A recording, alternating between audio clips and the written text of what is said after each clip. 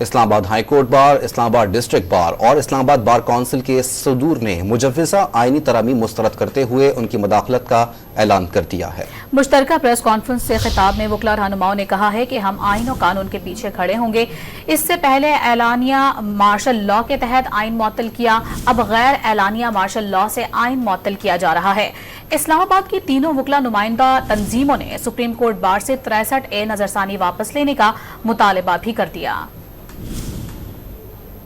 اسلام آباد high court bar ایسوسی ایشن کے صدر ریاست علی آزاد کا کہنا تھا کہ آئین سب سے مقدس ایک کتاب ہے۔ ہماری خوش قسمتی ہے کہ ہمارے پاس آئین موجود ہے۔ شہید ذوالفقار علی بھٹو کو آئین بنانے کا یہ کریڈٹ جاتا ہے۔ اس قسم کی ترامیم سے فیڈریشن کو نقصان ہوگا۔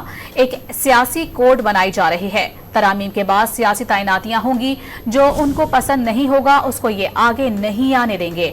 ہم آئین و قانون کے پیچھے کھڑے ہوں گے۔